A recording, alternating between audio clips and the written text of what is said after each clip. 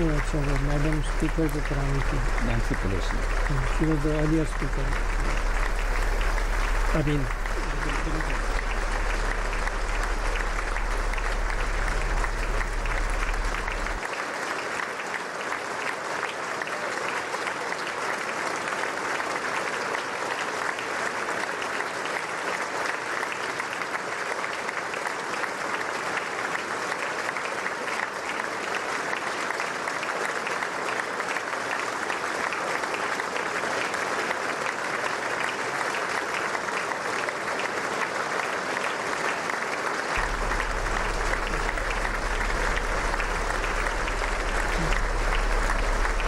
Right, and the Prime Minister there, as we can see, is being greeted by members across party lines, and part of that escort committee included Nancy Pelosi, who was the former Speaker.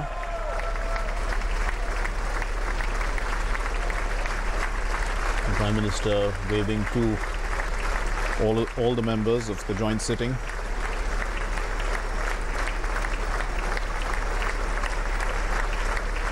Congress के सदस्यों के द्वारा प्रधानमंत्री मोदी का अभिवादन किया जा रहा है और प्रधानमंत्री सबसे मिलते हुए आगे मंच की ओर बढ़ेंगे, जहां से वो अपना संबोधन देंगे आज कांग्रेस के इस संयुक्त सत्र को।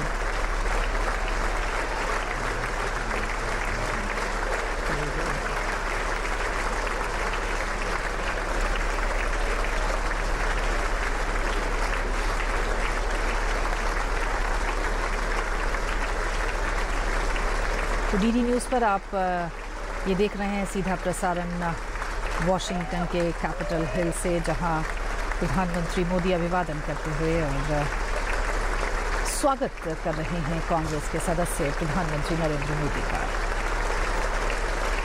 Greeting the Vice President and the Speaker of the House of Representatives, Joe Biden and Paul Ryan.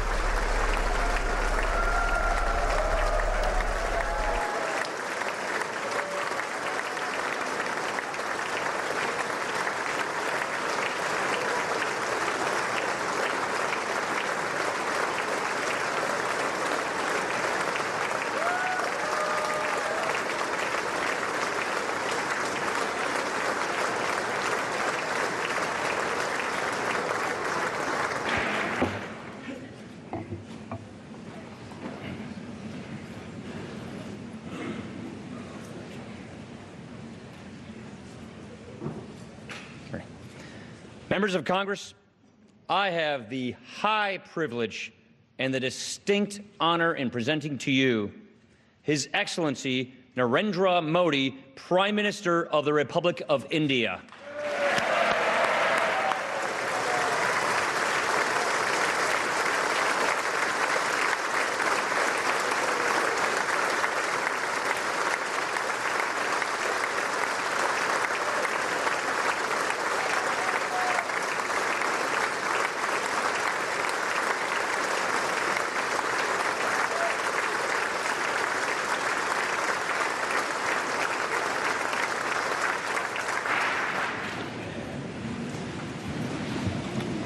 Mr. Speaker,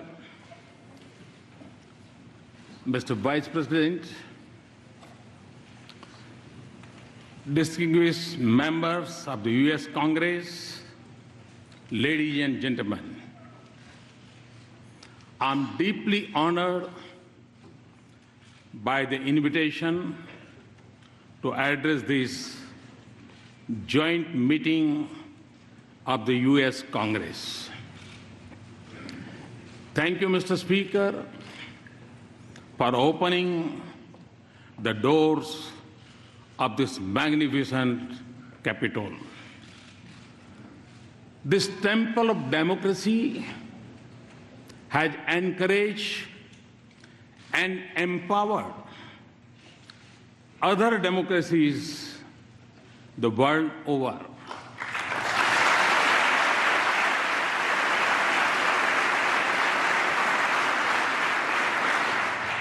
It manifests the spirit of this great nation, which is in Abraham Lincoln's words, was conceived in liberty and dedicated to the proposition that all men are created equal.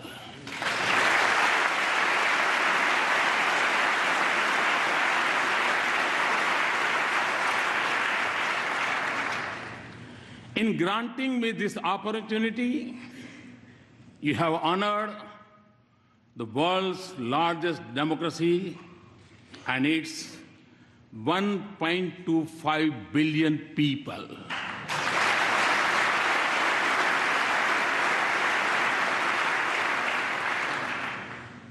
As a representative of world's largest democracy, it is indeed a privilege to speak to the leaders of its oldest.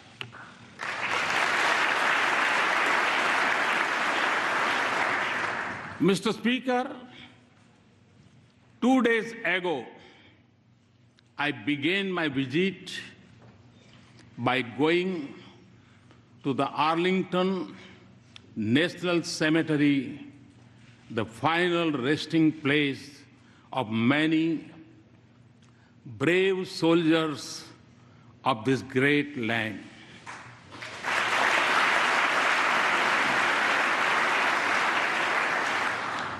I honored their courage and sacrifice for the ideals of freedom and democracy. It was also the 72nd anniversary of the D-Day. On that day, thousands from this great country fought to protect the torch of liberty.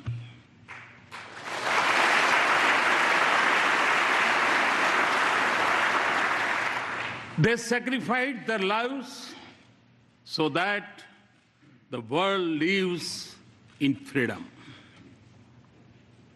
I applaud, India applauds the great sacrifices of the men and women from the land of the free and the home of the brave in service of mankind.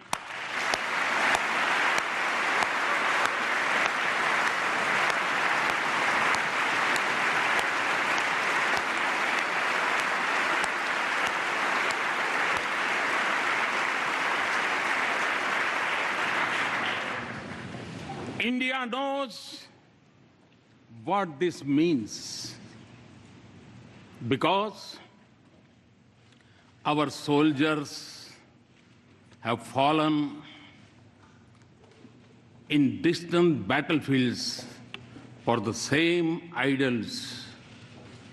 That is why the threads of freedom and liberty from a strong bond between our two democracies. Mr. Speaker, our nations may have been shaped by diverse histories, cultures, and faiths. Yet, our belief in democracy for our nations and liberty for our countrymen is common. The idea that all citizens are created equal is a central pillar of the American Constitution. Our founding fathers too shared the same belief and sought individual liberty for every citizen of India.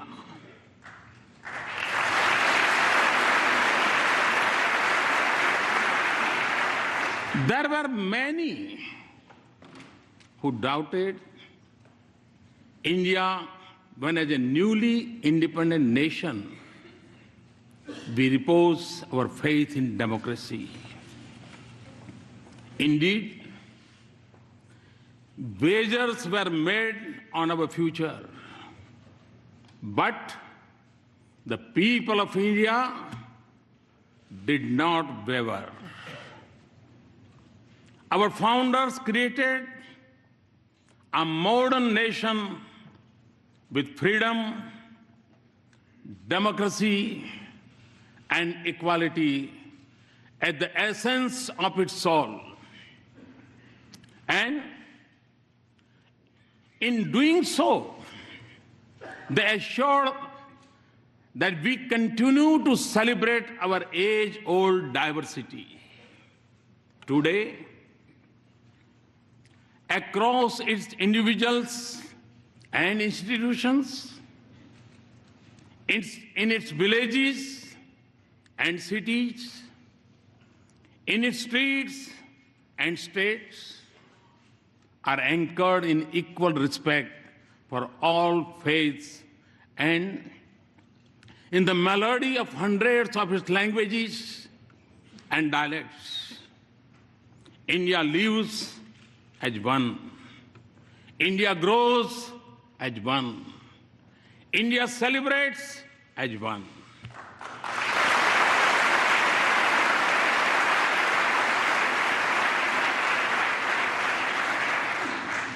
Mr. Speaker, modern India is in its 70th year.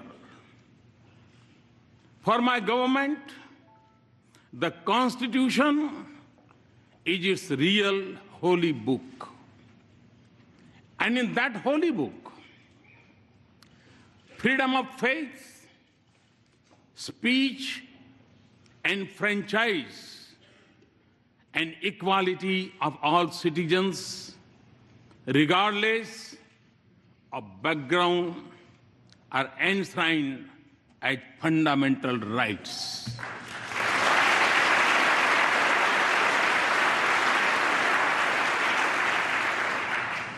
$800 million of my countrymen may exercise the freedom of franchise once every 5 years.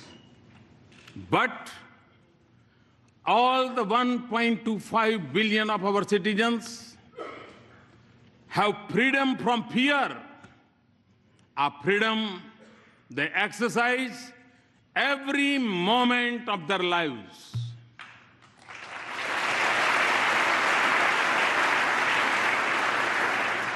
Distinguished members, engagement between our two democracies has been visible in the manner in which our thinkers impacted one another and shaped the course of our societies. Thoreau's idea of civil disobedience influenced our political thoughts. And similarly, the call by the great sage of India, Swami Vivekananda, to embrace humanity was most famously delivered in Chicago.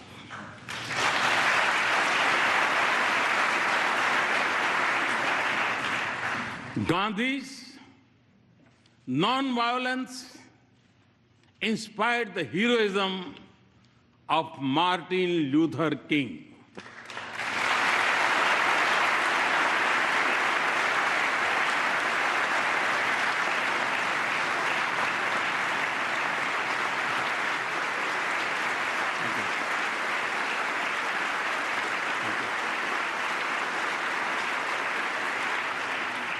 Today, a mere distance of 3 miles separates the Martin Luther King Memorial at Tidal Basin from the statue of Gandhi at Massachusetts Avenue.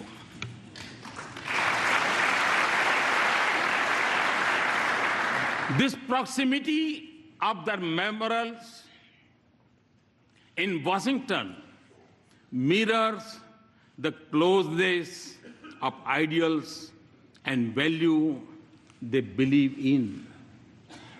The genius of Dr. Bhimrao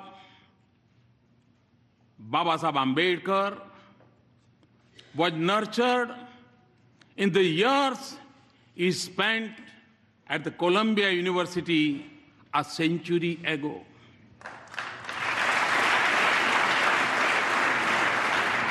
The impact of US Constitution on him was reflected in his drafting of the Indian Constitution some 3 decades later.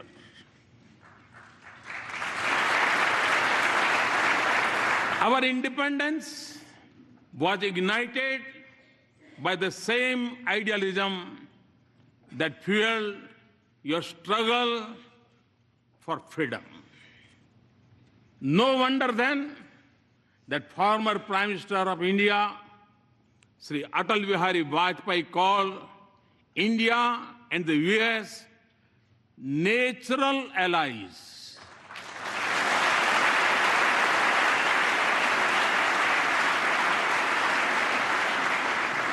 No wonder that the shared ideals and common philosophy of freedom shape the bedrock of our ties. No wonder then that President Obama has called our ties the defining partnership of the 21st century.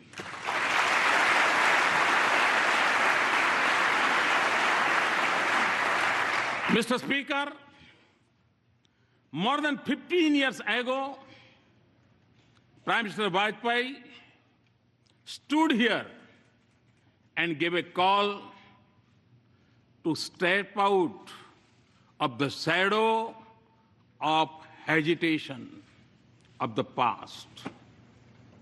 The pages of our friendship since then tell a remarkable story. Today, our relationship has overcome the hesitations of history.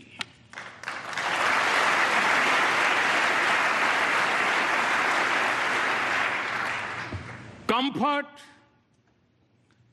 candor, and convergence define our conversations. Through the cycle of elections and transitions of administration, the intensity of our engagements has only grown. And in this exciting journey, the US Congress has acted as its compass. You have helped us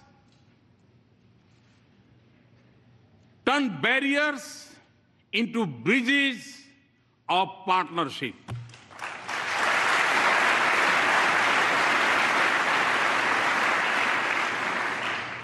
In the fall of 2008, when the Congress passed the India-US Civil Nuclear Cooperation Agreement, it changed the very colors of leaves of our relationship.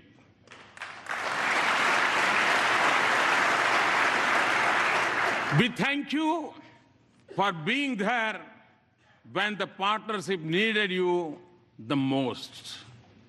You have also stood by us in times of sorrow.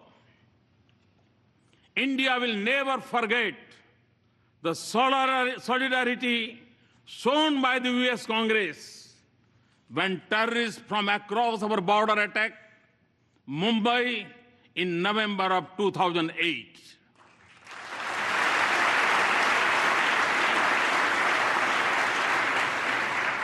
And for this, we are grateful. Mr. Speaker, I'm informed that the working of the US Congress is harmonious.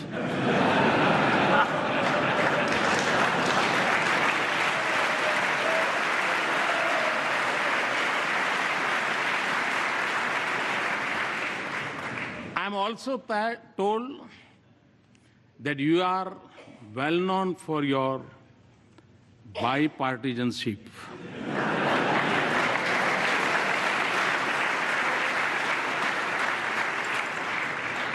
Well, you are not alone. Time and again, I have also witnessed a similar spirit in the Indian Parliament.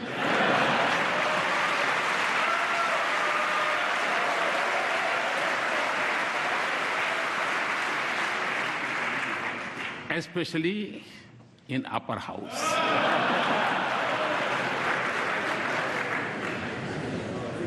So,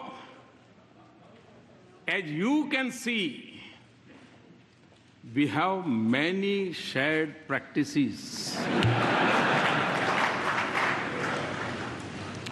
Mr. Speaker, as this country knows well, every journey has its pioneers. Very early on, they shaped a development partnership, even when our meeting ground was more limited. The genius of Norman Borlaug brought the Green Revolution and food security to my country.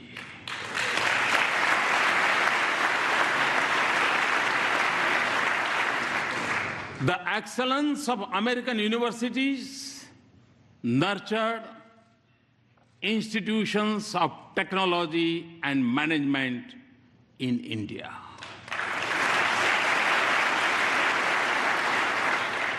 And I could go on, but fast forward to the present. The embrace of our partnership extends to the totality of human endeavor. From the depths of the oceans to the vastness of the space. Our science and technology collaboration continues to help us in cracking the age-old problems in the fields of public health, education, food, and agriculture. Ties of commerce and investment are flourishing. We trade more with the US than with any other nation.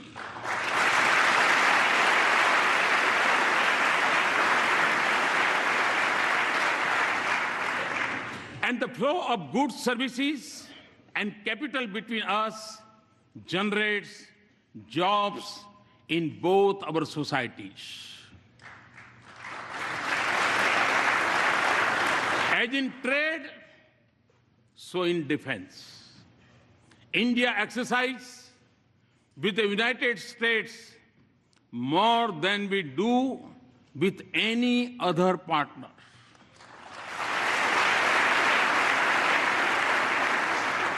Defense purchases have moved from almost zero to $10 billion in less than a decade.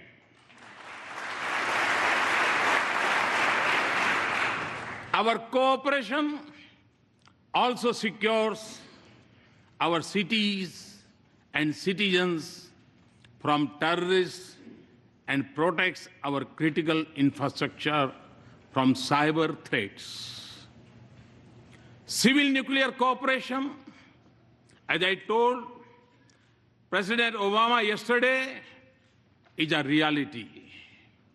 Mr. Speaker, our people-to-people links are strong, and there is a close cultural connect between our societies. Siri, You are familiar with the Siri. Siri tells us that India's ancient heritage of yoga has over 30 million practitioners in the US.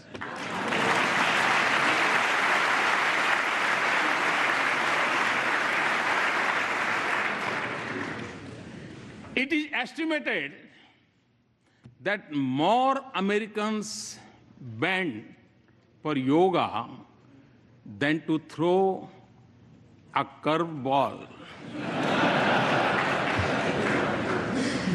And no, Mr. Speaker, we have not yet claimed intellectual property right on yoga.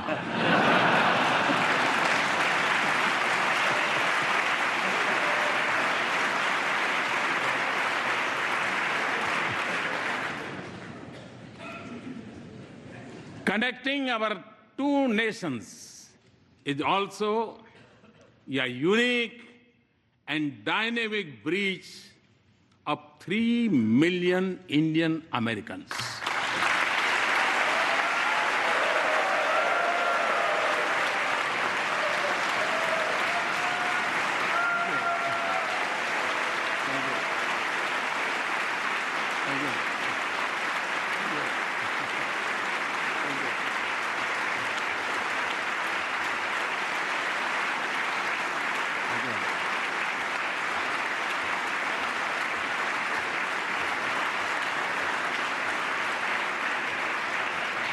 Today,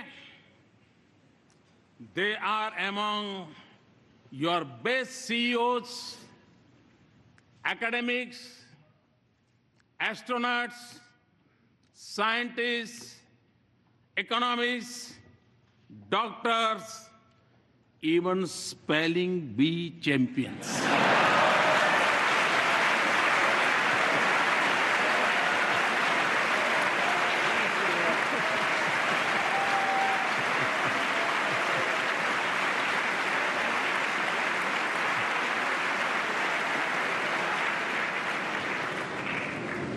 They are your strength. They are also the pride of India.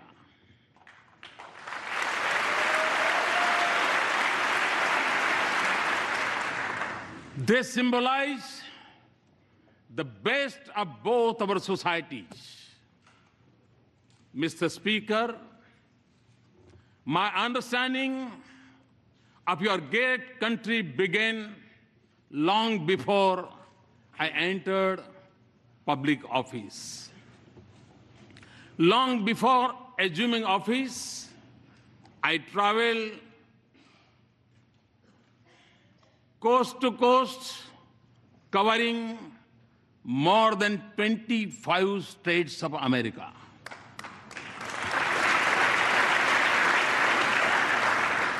I realized then that the real strength of the US was in the dreams of its people and the boldness of their ambitions.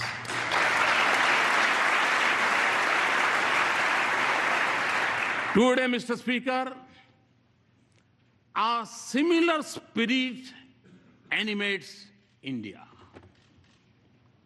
Over 800 million youth are spatially impatient.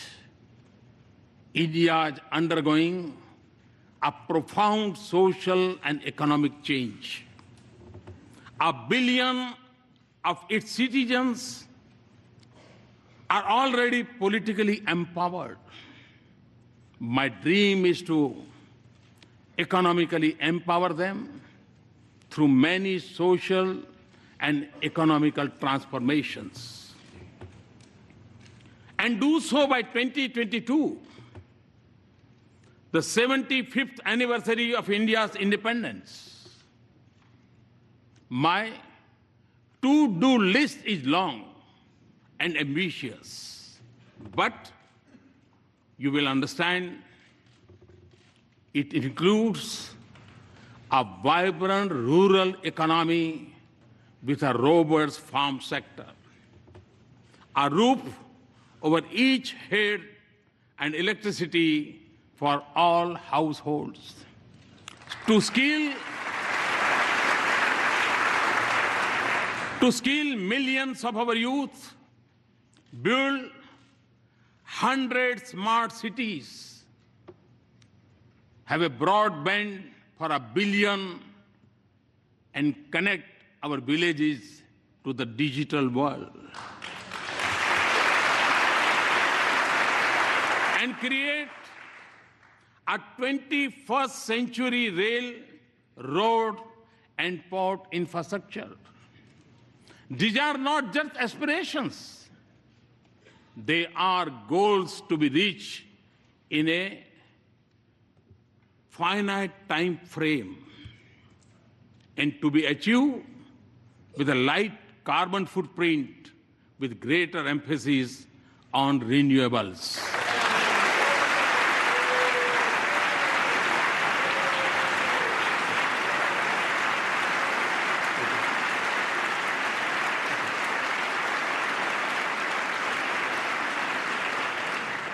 Mr. Speaker, in every sector of India's forward march, I see the US as an indispensable partner.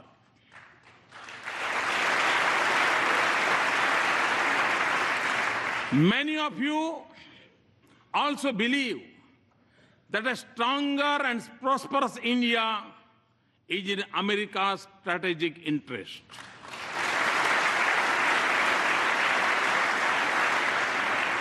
Let us work together to convert shared ideals into practical cooperation. There can be no doubt that in advancing this relationship, both nations stand to gain. As the US businesses search for new areas of economic growth, markets for their goods, a pool of skilled resources, and a global locations to produce and manufacture, India could be their ideal partner.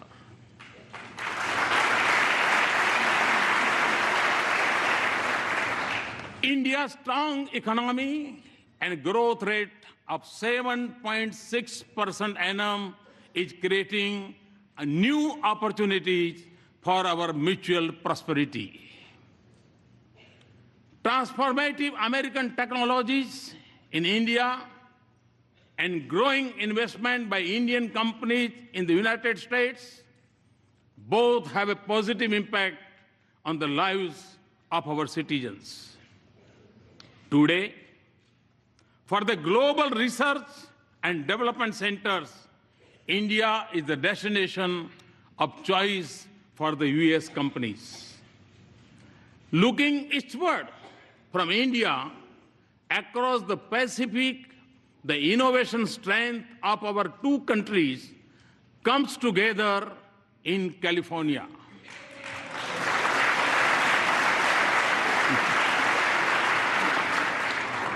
Here, the innovative genius of America and India's intellectual creativity are working to shape new industries of the future. Mr. Speaker, the 21st century has brought with it great opportunities, but it has also come with its own set of challenges. While some parts of the world are islands of growing economic prosperity, others are mired in conflicts. In Asia, the absence of an agreed security architecture creates uncertainty. Threats of terror are expanding and new challenges are emerging in cyber and outer space. And global institutions conceived in 20th century seem unable to cope with new challenges or take on new responsibilities.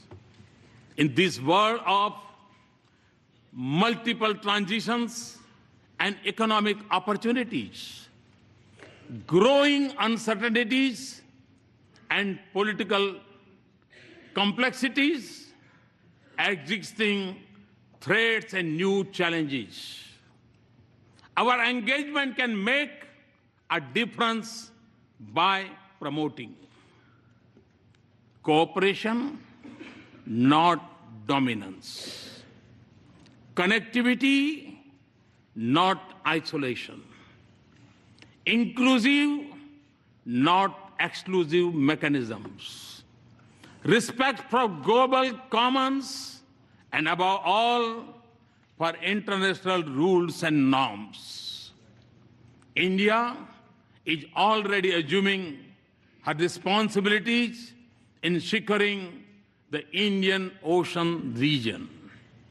A strong India-US partnership can anchor peace, prosperity, and stability from Asia to Africa and from Indian Ocean to the Pacific.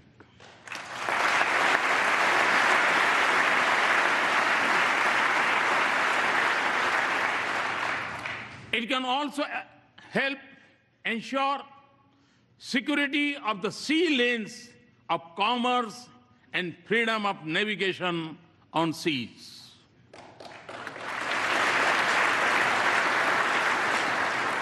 But the effectiveness of our cooperation would increase if international institutions frame with the mindset of the 20th century, where they reflect the realistic of today. Mr. Speaker, before arriving in Washington, D.C., I had visited Herat in western Afghanistan to inaugurate Afghan-India Friendship Dam built with Indian assistance.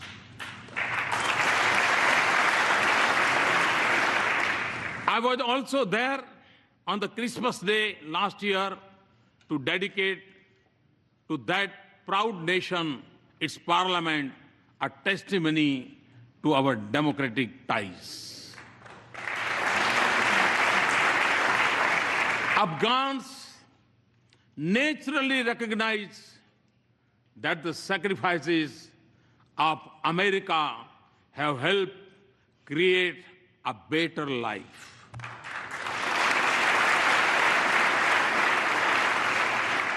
But your contribution in keeping the region safe and secure is deeply appreciated by even beyond. And India too has made an enormous contribution and sacrifices to support our friendship with Afghan people. A commitment to rebuild a peaceful and stable and prosperous Afghanistan is our shared objective. 8 distinguished members, not just in Afghanistan, but elsewhere in South Asia and globally, terrorism remains the biggest threat.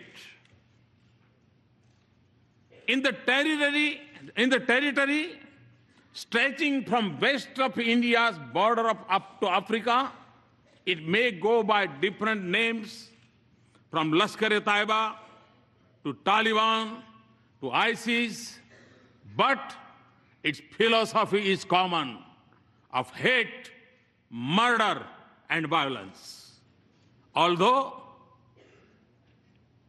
it is a shadow spreading across the world, it is incubated in India's neighborhood.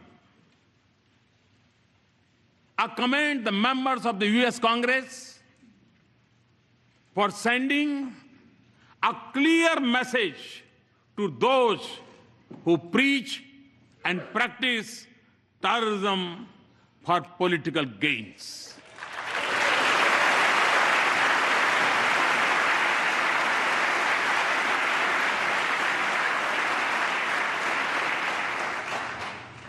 Refusing to reward them is the first step towards holding them accountable for their actions.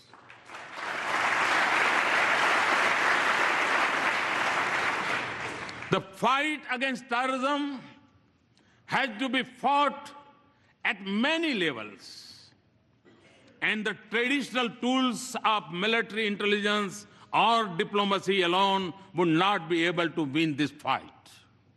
Mr. Speaker, we have both lost civilians and soldiers in combating terrorism.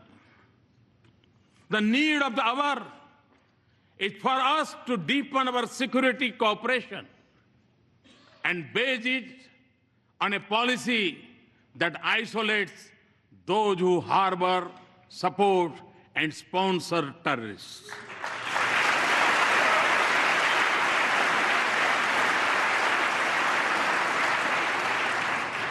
That does not distinguish between good and bad terrorists, and that delinks religion from terrorism.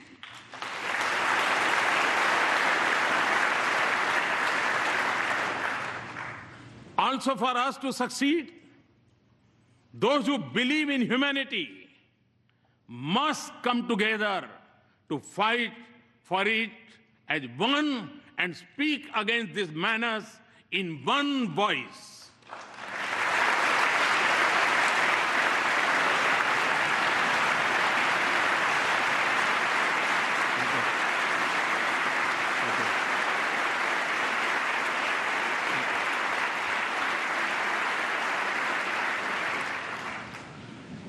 Terrorism must be delegitimized. Mr. Speaker, the benefits of our partnership extend not just to the nations and regions that need it most. On our own, and by combating our capacities, we are also responding to other global challenges, including when disaster strikes and when humanitarian relief is needed. From our shore, we have evacuated thousands from Yemen, Americans and Indians and others. Nearer home, we have the first responders during Nepal's earthquake, in the Maldives water crisis, and most recently during landslide in Sri Lanka.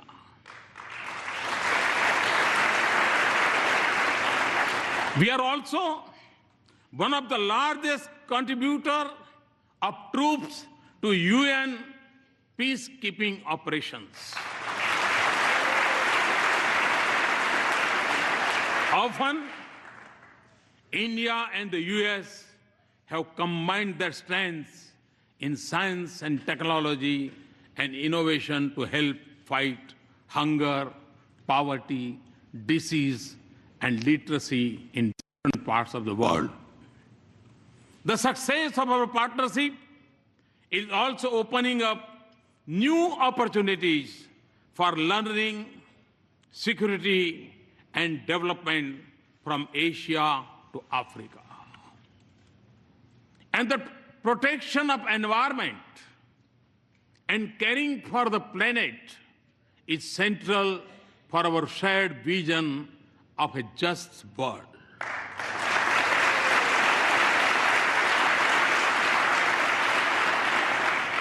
For us in India, to live in harmony with Mother Earth is a part of our ancient belief. And to take from nature only what is most essential is a part of our Indian culture. Our partnership, therefore, aims to balance responsibilities with capabilities. And it also focuses on new ways to increase the availability and use of renewable energy.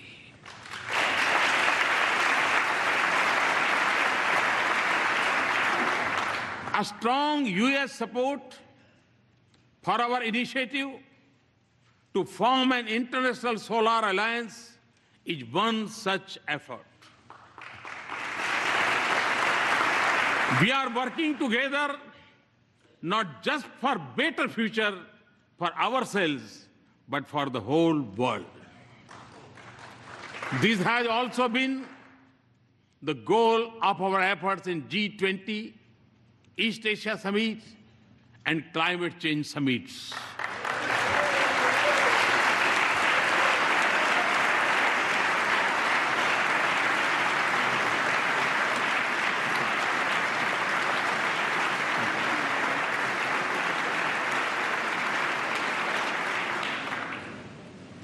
Mr. Speaker, as we deepen our partnership, there will be times when we would have differing perspectives. But since our interests and concerns converge, the autonomy in decision-making and diversity in our perspectives can only add values to our partnership.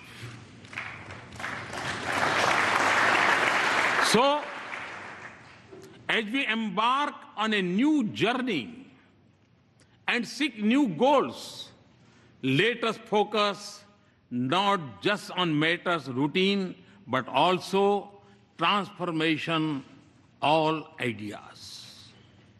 Ideas which can focus not just on creating wealth, but also creating value for our societies.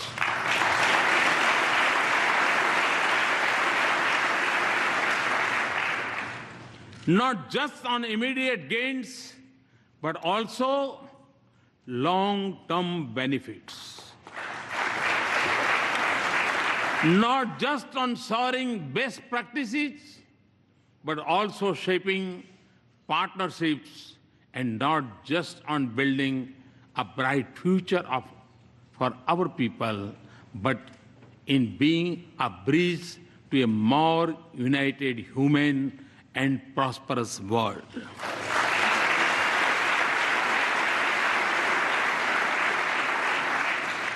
And important for the success of this journey would be a need to view it with new eyes and new sensitivities. When do this, we will realize the full promise of this extraordinary relationship. Mr. Speaker, in my final thoughts and words, let me emphasize that our relationship is prime for a momentous future. The constraints of the past are behind us, and foundations of the future are firmly in place. In the lines of Walt Whitman, the orchestra have sufficiently tuned their instruments. The baton has given the signal. And to that, if I might add, there is a new symphony in play.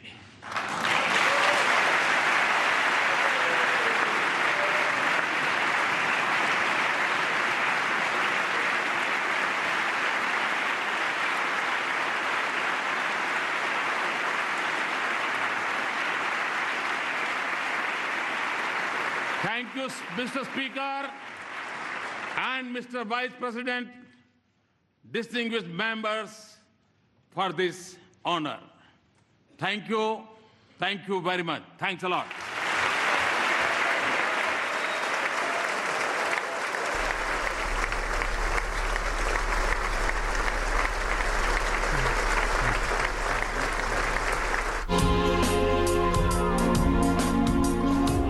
были तो अभी आप देख रहे थे ये सीधा प्रसारण जहां प्रधानमंत्री नरेंद्र मोदी ने अमेरिका की कांग्रेस में संयुक्त सत्र को संबोधित किया और उन्होंने कहा कि भारत और अमेरिका जो हैं वो एक नेचुरल एलाइज हैं, जैसे कि अटल बिहारी वाजपेयी ने कहा था। हम अपनी एक ऐतिहासिक झिझक से आगे बढ़े हैं दोनों मुल्क, भारत और अमेरिका। आज़ादी, लोकतंत्र और समानता के धागे भारत और अमेरिका को बांधते हैं। उन्होंने कहा कि विवेकानंद का संबोधन हो, गांधी के मूल्य हों और मार्टिन लूथर किंग के मूल्य हों।